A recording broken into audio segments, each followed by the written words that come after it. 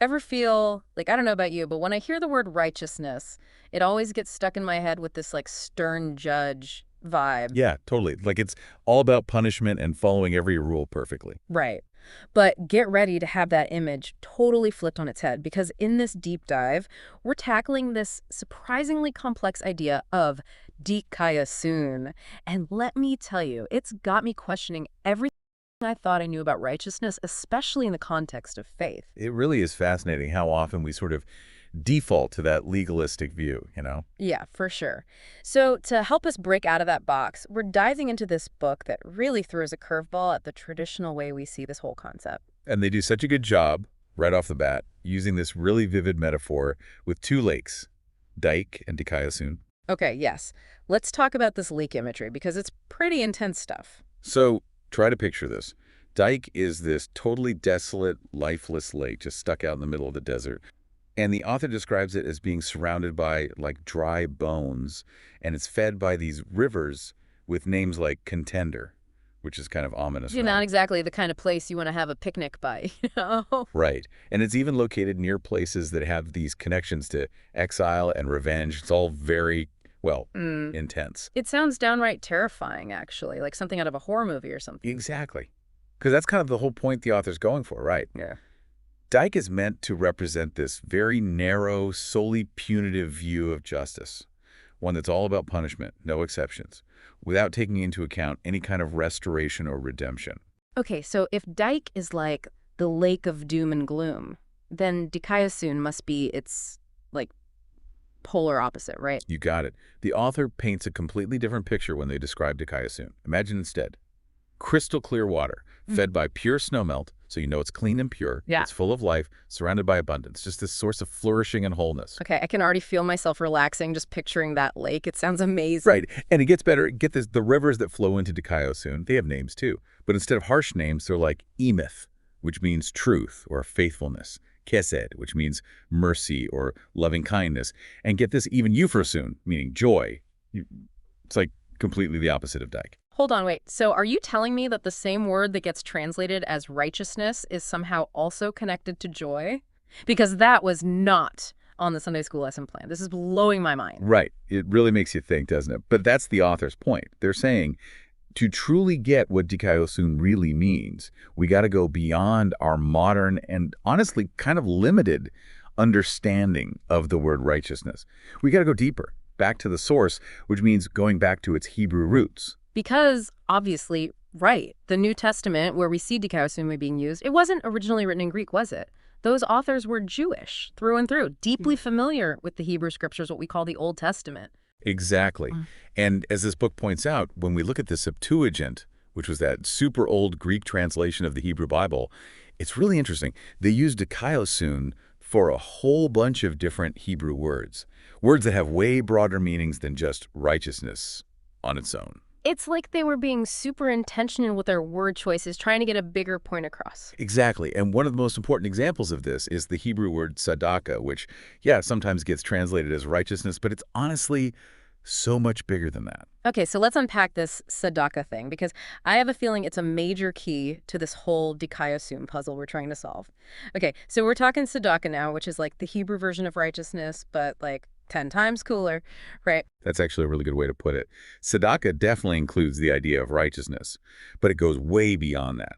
It also brings in these ideas of mercy, faithfulness, generosity, even social justice. It's less about just being declared right and a lot more about actually living right. So it's more about reflecting a certain kind of character than just checking off boxes on a list of roles. Exactly. It's about embodying these qualities of compassion, integrity, fairness in everything you do.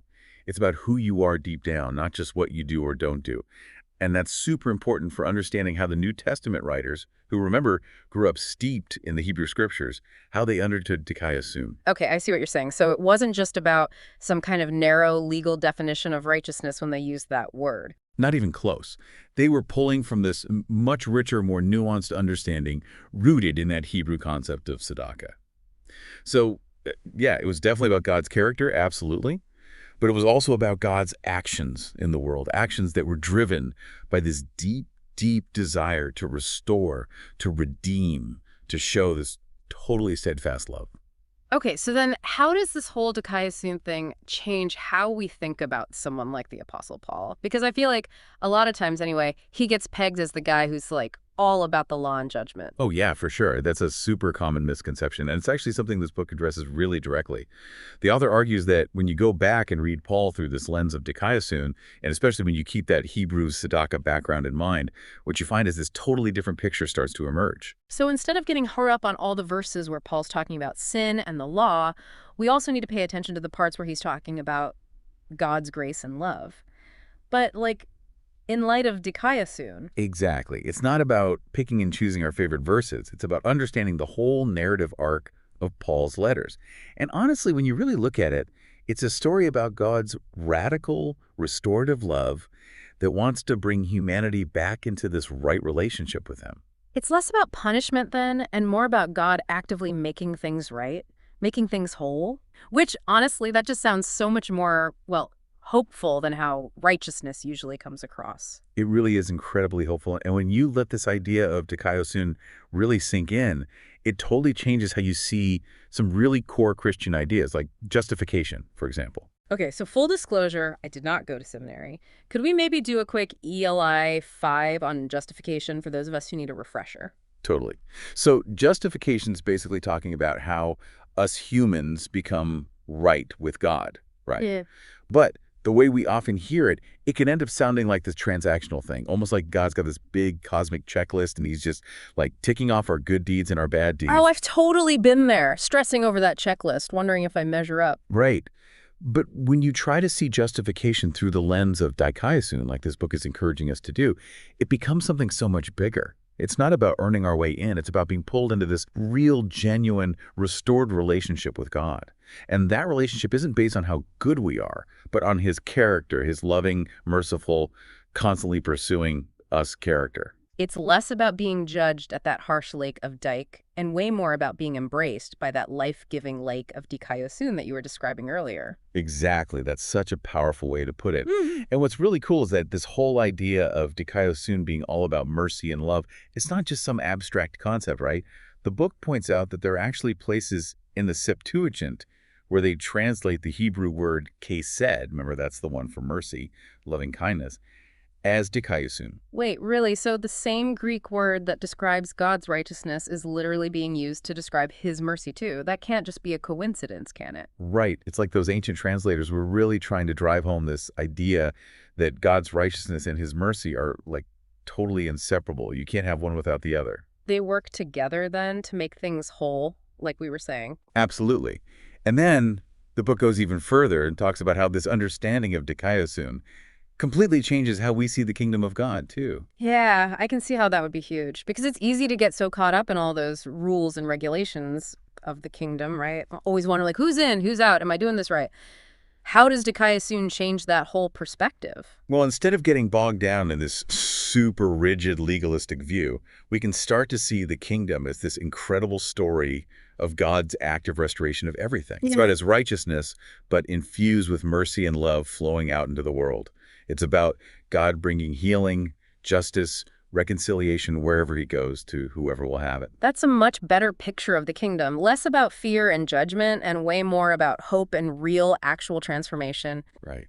And honestly, it connects so well with how the Hebrew prophets talked about God's coming reign. Yeah. They envisioned this time when righteousness would just flow like a river, bringing life and abundance to all of creation. It's kind of wild when you think about it, Yeah. how just one word, well, okay, one really big, important Greek word Right. can totally rock your world. You know, it's like we get so used to seeing these big concepts like righteousness in just one specific way. Absolutely. Like Yeah. we try to cram these ancient ideas into our modern boxes. Exactly. And we totally forget to like zoom out and look at the bigger picture. Yeah, we Yeah. can't just like impose our own assumptions on everything, Yeah. especially not on these texts that were written centuries ago. Right. We've got to put in the work, you know, dig a little deeper, try to Mhm. understand the history, the culture, all of it. Totally. And honestly, we've got to be open to being proven wrong. Totally.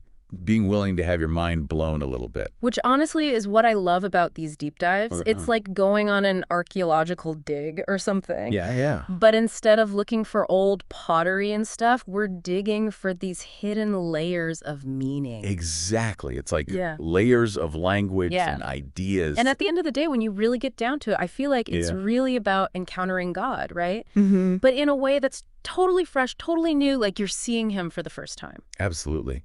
Because when we really let ourselves, be challenged by the scriptures, Yeah. when we let them inform how we understand God's character, who he is, Yeah. it opens up this whole new level of, like, intimacy in our relationship with him. It really does. It's like we've been walking around with these old blurry glasses our whole life. Uh-huh. And then, bam, someone hands us a pair with like high definition lenses. Yes. And suddenly everything's so much clearer, more vibrant. You could see everything with so much more detail. Exactly. And it's honestly a little humbling, It is. to realize how much we don't know. Oh, for sure. But honestly, I think that's a good thing. Yeah. A little humility. Yeah. It keeps us from getting, like, stuck in our ways. Keeps us teachable. Exactly. And really, that's what this whole faith journey is all about, isn't it? Mm-hmm. Always learning, always growing, always being, like, blown away by God's truth in these unexpected, amazing ways. So good. So as we start to wrap up our deep dive here into Dikaiosune, what's like the one thing you'd want listeners to walk away remembering from all of this? Oh, that's a great question. If I had to pick just one thing, Yeah. I think it would be this.